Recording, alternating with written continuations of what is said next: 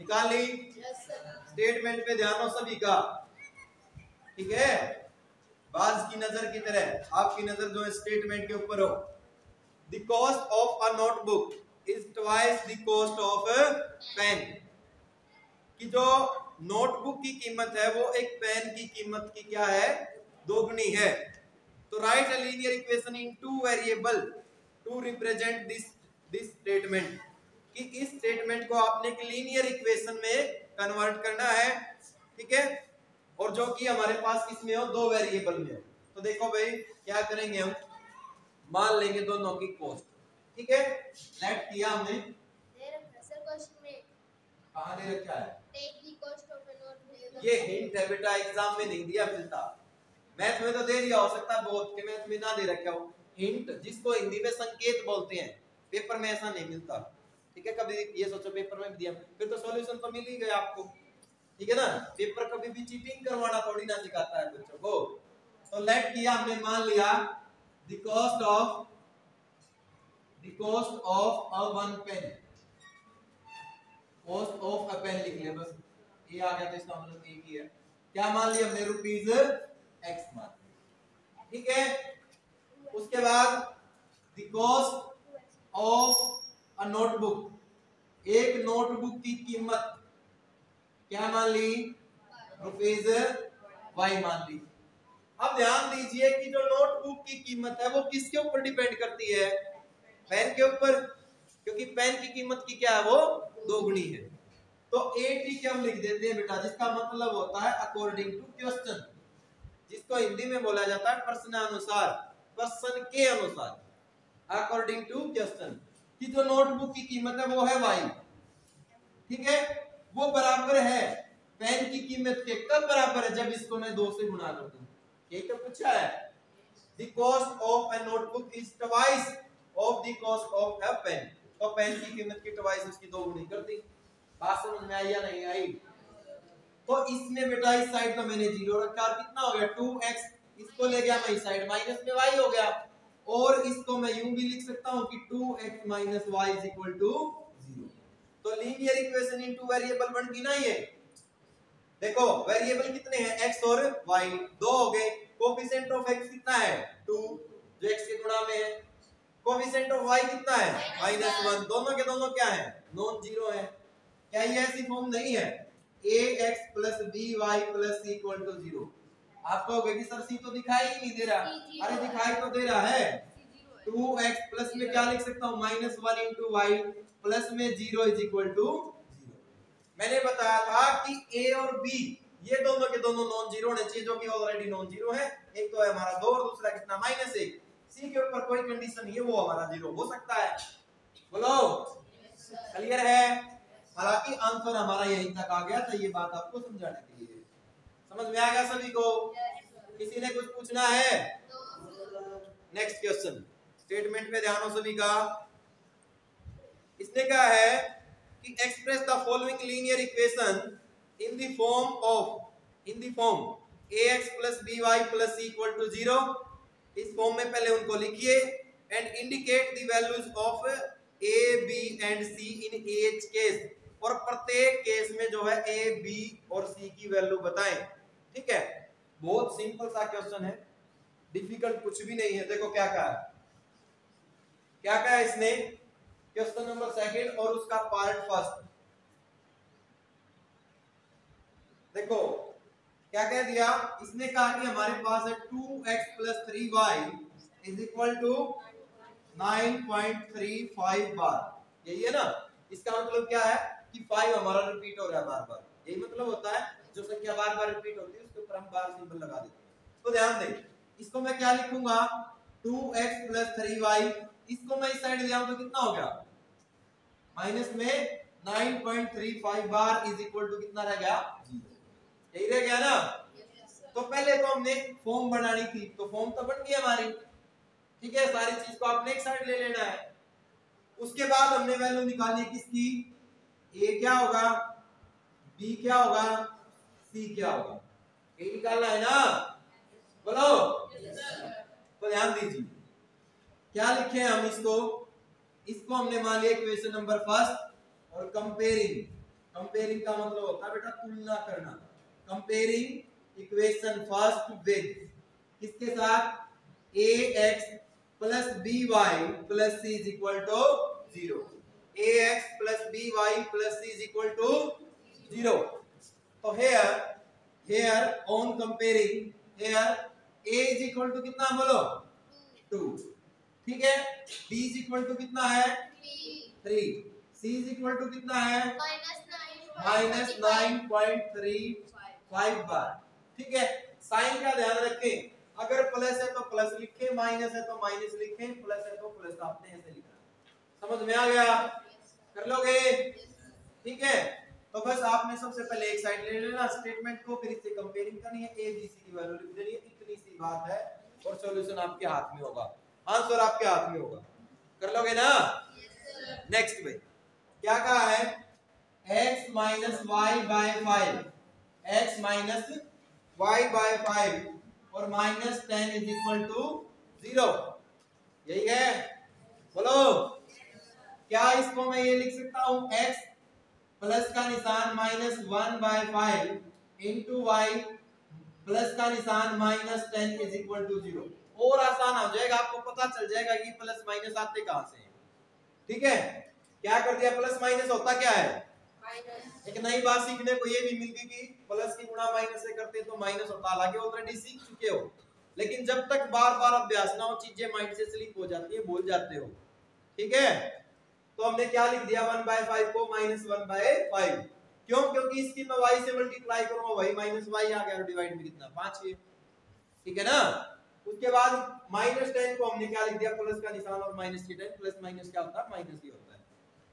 तो फॉर्म तो हो गया हमारी ये, तो हम क्या लिखेंगे अब बोलो, कंपेयरिंग, बोलो भाई, कंपेयरिंग विद किसके साथ, ax plus by plus c is equal to 0, ax plus by plus c is equal to 0। तो here a is equal to coefficient of x 1, यही है ना। अगर कुछ भी ना हो मल्टीप्लाई में तो 1 जरूर होता है। अक्सर बच्चे जब ऐसा दिखाई दे उनको कि x है, गुणा में कुछ नहीं दिखाई दे रहा, 0 लिख देते हैं, गलत हो जाएगा। 0 होते तो वो 0 हो जाएगा। डेफिनेशन में भी हमने लिखा है कोफिशिएंट इनके 0 तो हो ही नहीं सकते, तो कुछ भी नहीं है मल्टीप्लाई में 1 तो हम लिख सकते हैं, क्योंकि x को अगर 1 मल्टीप्लाई x लिखे तो क्या होगा, वो x ही होगा, कोई फर्क नहीं पड़ेगा, बोलो। तो कितना हो गया, a कितना है 1, b कितना है बोलिए -1/5 एंड c कितना है, कितना है c -10। कर लोगे, समझ में आ रहा है ना सभी को। कोई एक सिंगल बच्चा भी ये बोलता हो कि सर मुझे समझ में नहीं आ रहा, तो पूछ लिया करो, ठीक है। कर लोगे। नेक्स्ट क्या कहा इसने कि माइनस में तो है 2x, प्लस में 3y और इक्वल टू कितना है 6।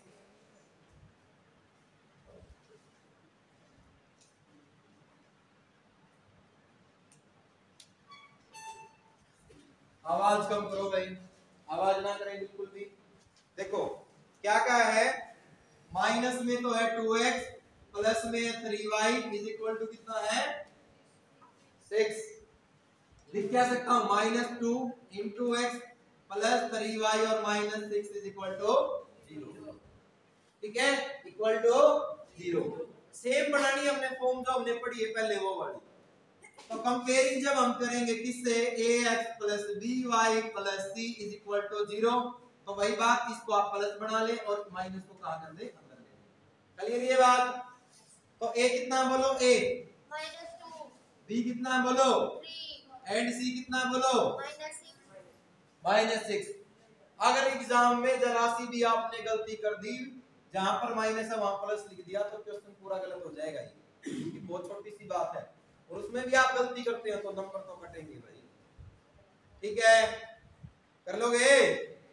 फोर्थ में क्या दिया है कि x is equal to 3y दे दिया,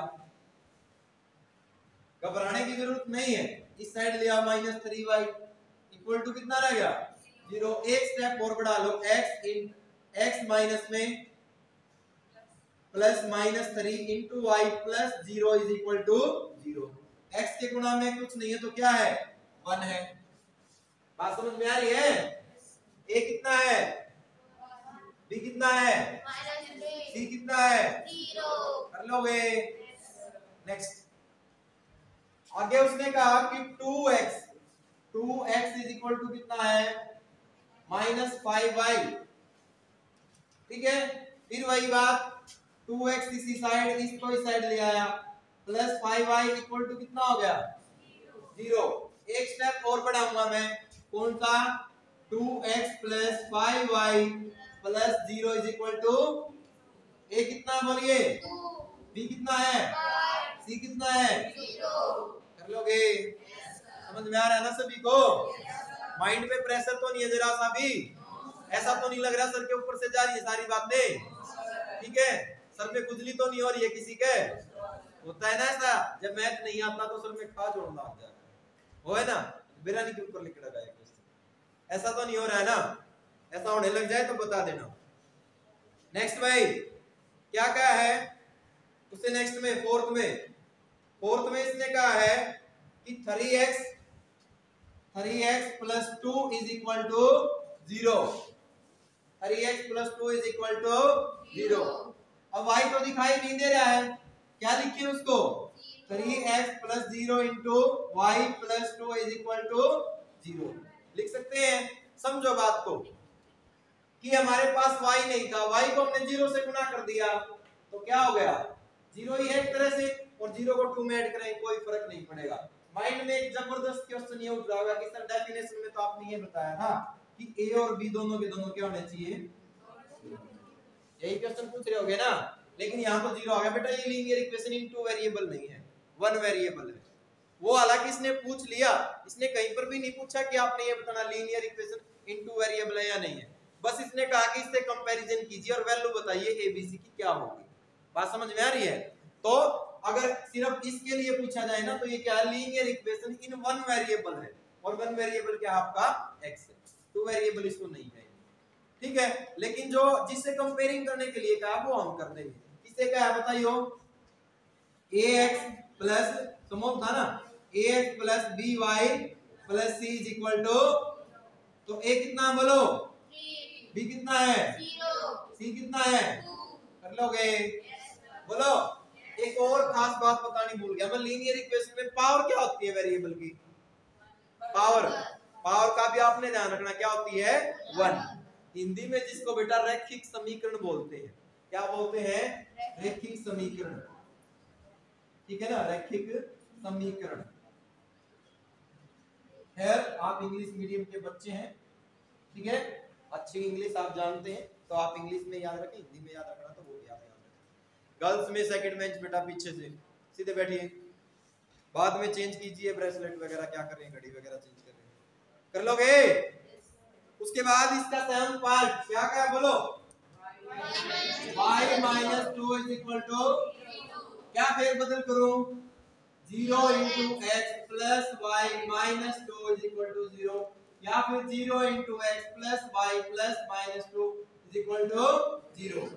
तो a की वैल्यू कितनी है, 0 b की वैल्यू कितनी है, 1 c कितना है, -2। बस आंसर बता दिया आपने, मैंने क्या करवाया, कुछ भी नहीं करवाया।